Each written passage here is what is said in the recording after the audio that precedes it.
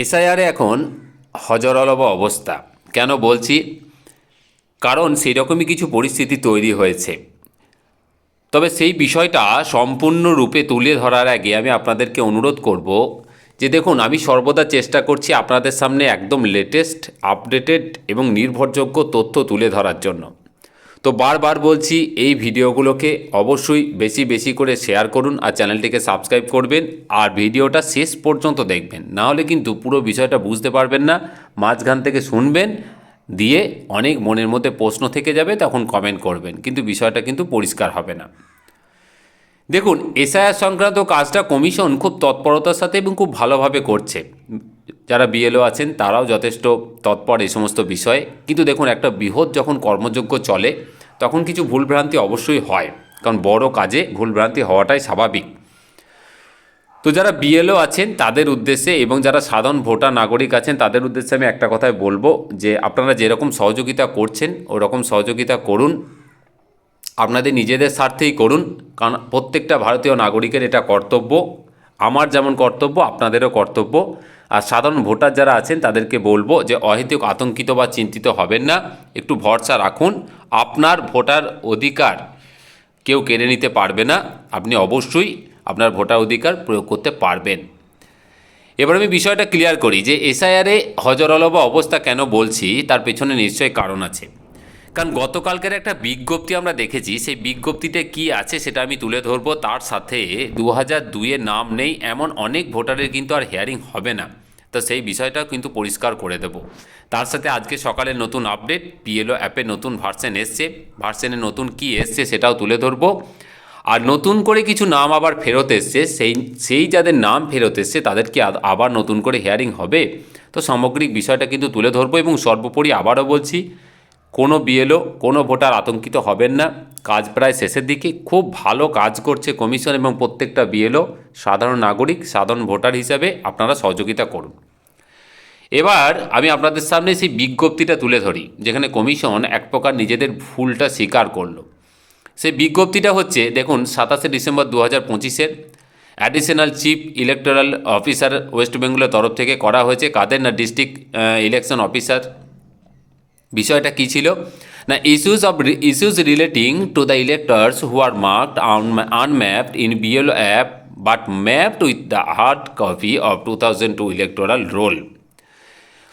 মানে বিষয়টা হচ্ছে, আমি খুব সংক্ষেপে বলে দিই আপনাদের, যে 2002-এর যে ভোটার লিস্ট ছিল সেটা যে পিডিএফ ভার্সন ছিল সেটাকে যখন সিএসভিতে কনভার্ট করা হয়েছিল, তো কনভার্টটা কিন্তু সম্পূর্ণভাবে করা হয়নি, বা কোনো টেকনিক্যাল এরর হয়তো ছিল, সেক্ষেত্রে কিন্তু করা সম্ভব হয়নি। এবং তার ফলে কিন্তু কি হয়েছে না, কিছু ভুল ভ্রান্তি কিন্তু থেকে গেছে। বিষয়টা কীরকম হয়েছে না, দেখা যাচ্ছে যে কিছু ভোটার যাদের 2002-এর যে হার্ড কপি মানে যেটা কাগজ, সে কাগজে কিন্তু নাম আছে, কিন্তু যখনই সেটা অনলাইনে মানে যখন ম্যাপিং চলছিল, বিএলওরা যখন ম্যাপিং করছিলেন, ঠিক সেই সময় কিন্তু তাদের নামটা খুঁজে পাওয়া যায়নি। ধরুন আপনার নাম 2002-এর যে ভোটার লিস্ট আপনি ডাউনলোড করেছেন বা যে হার্ড কপি আছে সেখানে আছে, কিন্তু যখন ম্যাপিং হচ্ছে মানে বিএলওরা আপনাকে আপনার ফ্যামিলির কারোর সাথে বা আপনার নিজের সাথে 2002-এর নিজের নামের সাথে হয়তো ম্যাপ করছে, মানে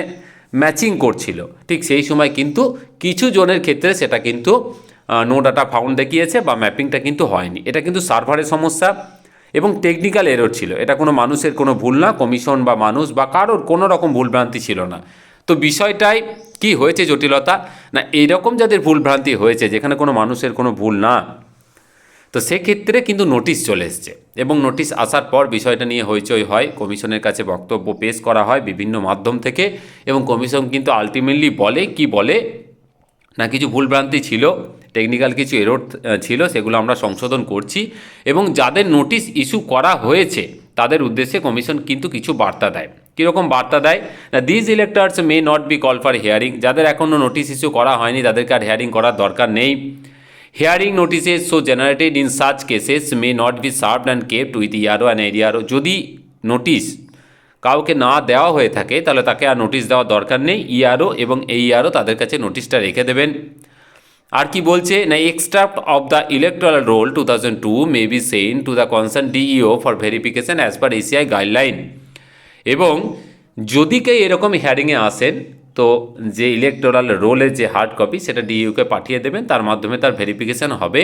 মানে এক কথায় এরকম যাদের সমস্যা, যারা নিজেরা দেখেছেন যে আপনাদের নাম 2002-এর ভোটার লিস্টে আছে, অথচ কোনো কারণে হয়তো অনলাইনে তখন ম্যাচ বা ম্যাপিং হয়নি, তারা নিশ্চিন্ত হয়ে যান, তাদের আর হেয়ারিংয়ের কোনো রকম প্রয়োজনীয়তা নেই। যদিও বা হেয়ারিং হয়, আপনি ওই ভোটার লিস্টে কোন জায়গায় নামটা আছে সেটাকে বলবেন, তাহলেই কিন্তু আপনার হেয়ারিং কমপ্লিট হয়ে যাবে এবং ফাইনাল যে ভোটার লিস্ট আপনার সেখানে কিন্তু নামটা চলে আসবে।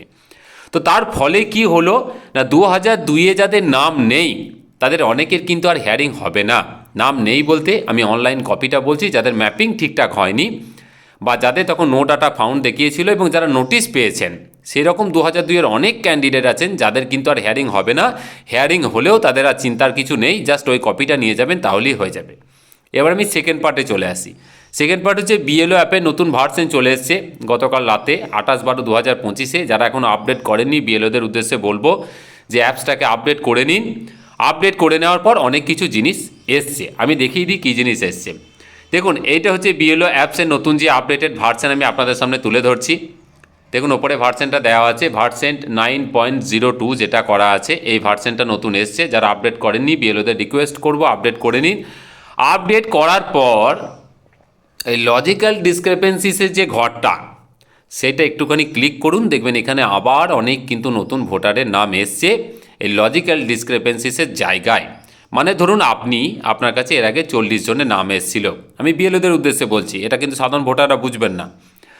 তো তারপরে আপনি সাবমিট করেছেন, কাজ করে ফেলেছেন, এবং তারপরে দেখবেন আজকে যখন ক্লিক করবেন আরও হয়তো 20টা 25টা 30টা করে নাম আবার এক্সট্রা এসছে। এগুলো কিন্তু সব নতুন, এগুলো যারা পুরনো যেগুলো সাবমিট করেছেন সেগুলো না। তো এই নতুন নামগুলো আবার আপনি ক্লিক করুন এবং কি করতে হবে আপনারা প্রত্যেকেই জানেন, আমি যেমন দেখাচ্ছি। ধরুন আবার এই নতুন নামগুলো এসছে, এই নামগুলো লজিক্যাল ডিসক্রেপেন্সিস আছে, যেইভাবে আপনি ডকুমেন্ট সাবমিট করেছেন তো সেইভাবে আপনি আরেকবার করে ডকুমেন্টসটা সাবমিট করুন। এবার প্রশ্ন হলো যে এখানে সাধারণ ভোটার বা নাগরিকদের কী করণীয়। দেখুন, সাধারণ ভোটার বা নাগরিকদের আমি একটা কথাই বলবো যে আপনারা এই টাইমটা আপডেটেড থাকুন, আতঙ্কিত হবেন না। আপনার যে বিএলও আছে ওনার সাথে প্রত্যেক 2 থেকে 3 দিন অন্তর অন্তর যোগাযোগ রাখুন। আরে নতুন কোনো আপডেট আসেনি তো, এই ধরনের প্রশ্ন করুন। কারণ এখন কিন্তু প্রতিনিয়ত প্রত্যেক দিন রাতে নতুন নতুন আপডেট আসছে, এখানে বিএলওদেরও কিছু করার নেই, কাজের প্রচুর চাপ, একদিকে হিয়ারিং চলছে একদিকে আপডেট আসছে। কিন্তু সাধারণ নাগরিক হিসাবে আপনার কর্তব্য যে আপনার নিচের যে ভোটার অধিকার সেটাকে কিন্তু পরিষ্কার পরিচ্ছন্ন করে নিতে হবে, তার জন্য একটুখানি অ্যাক্টিভ থাকতে হবে, আর কিচ্ছু না। আপনার শুধু একটাই কাজ, বিএলওর সাথে যোগাযোগ রাখুন, বিএলওকে সহযোগিতা করুন, আতঙ্কিত হবেন না এবং প্রশ্ন করুন প্রত্যেক দিন বা 2 দিন পর পর যে আমাকে আর নতুন করে কিছু নাম আসেনি তো। এই বিষয়টা কিছুদিন না, জাস্ট 15 দিন করুন, তার মধ্যে কিন্তু সব কিছু পরিষ্কার হয়ে যাব। সর্বোপরি বলি, ভিডিওগুলোকে বেশি করে শেয়ার করুন, চ্যানেলটিকে সাবস্ক্রাইব করুন, আতঙ্কিত হবেন না, সাধারণ মানুষের কাছে পৌঁছে দিন, সবাই যাতে জানতে পারে। আজকের আপডেট এটুকুই ছিল, পরবর্তী ভিডিও নিয়ে আবার হাজির হব। খুব ভালো থাকবেন, ধন্যবাদ।